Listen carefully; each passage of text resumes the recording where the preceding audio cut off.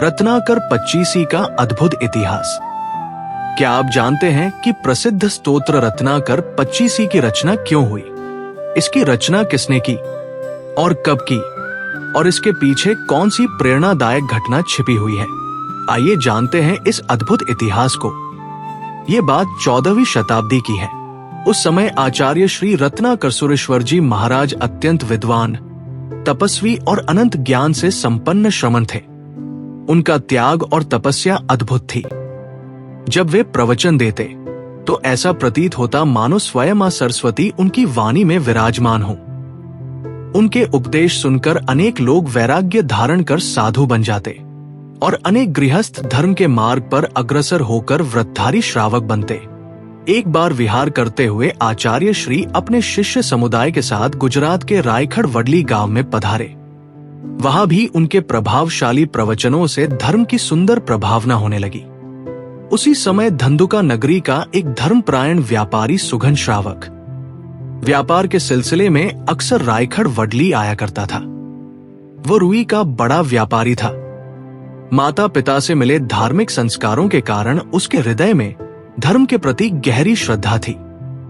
जब उसे पता चला कि पूज्य आचार्य श्री रत्नाकर सुरेश्वर जी यहाँ विराजमान है, तो वो तुरंत उनके दर्शन और वंदन के लिए पहुंचा। उसने प्रवचन सुना और गुरुदेव की वाणी से अत्यंत प्रभावित हुआ। दोपहर को वो पुनः गुरुदेव का प्रवचन सुनने पहुंचा। उसी समय उसकी दृष्टि आचार्य श्री के पास रखी हुई बहुमूल्य मोतियों की मालाओं पर पड़ी। उसने देखा कि प्रवचन के बाद गुरुदेव उन मालाओं को बड़े जतन से अपनी पोटली में रख रहे हैं। ये देखकर सुगन श्रावक के मन में एक विचार आया। इतने महान त्यागी और विद्वान साधु के पास ये बहुमूल्य मोतियों की मालाएं क्यों हैं? अवश्य ही इसके पीछे कोई विशेष कारण होगा। किंतु गुरुदेव के प्रति गहरी श्रद्धा और विनय के कारण उसने सीधे ये प्रश्न करना उचित नहीं समझा। उसने एक गाथा का अर्थ पूछने का उपाय अपनाया। उसने आचार्य श्री से एक गाथा का अर्थ पूछा। दोस्त सैमूल जालम पुव्व ऋषिवी वज्यम जयवंतम अत्थम वहसी अनत्था की सनत्थम तवम चरसी। आचार्य श्री ने उसका अर्थ समझाया।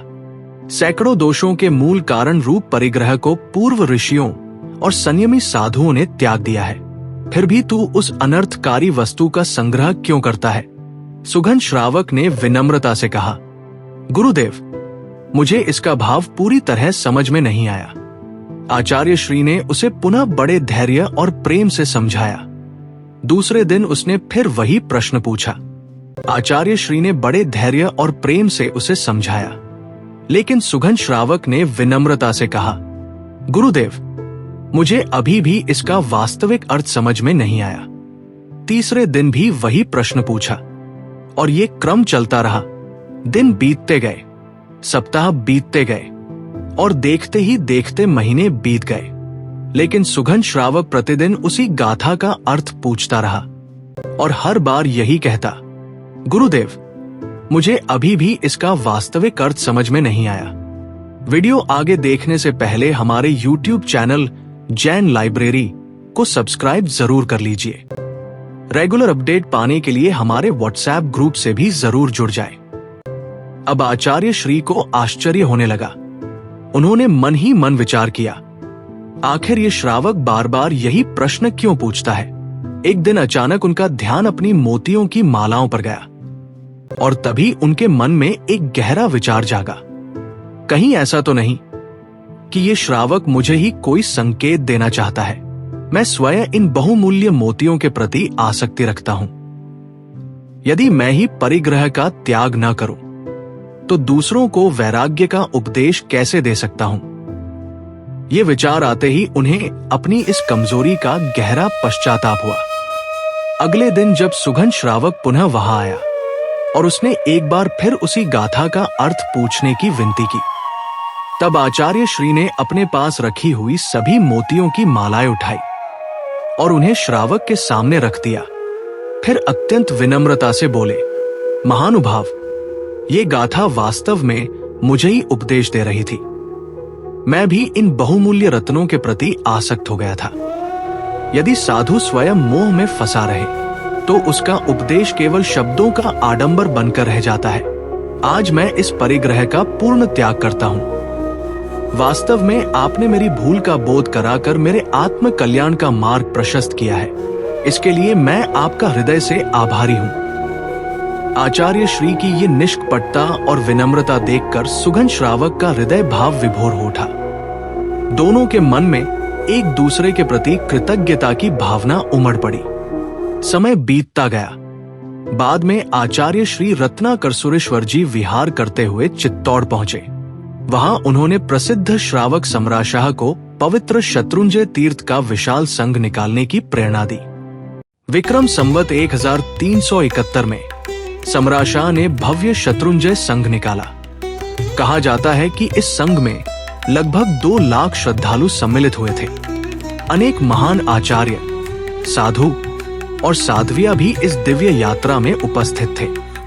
जब यह विशाल संघ शत्रुंजय गिरिराज पहुंचा और भगवान आदिनाथ प्रभु के चरणों में वंदन करने उपस्थित हुआ, तब आचार्य श्री रत्नाकर सुरेश्वर जी को अपने जीवन की वो घटना स्मरण हो आई।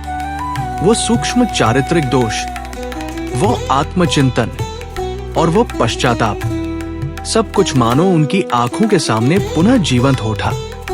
उसी गहन आत्मालोचना और पश्चाताप के भाव से आचार्य श्री के हृदय से भक्ति की पावन धारा प्रवाहित हुई और वहीं उन्होंने एक अद्भुत स्तोत्र की रचना की, जिसकी प्रत्येक पंक्ति में आत्मचिंतन, विनम्रता और अपने दोषों के प्रति सच्चे पश्चाताप की भावना झलकती है।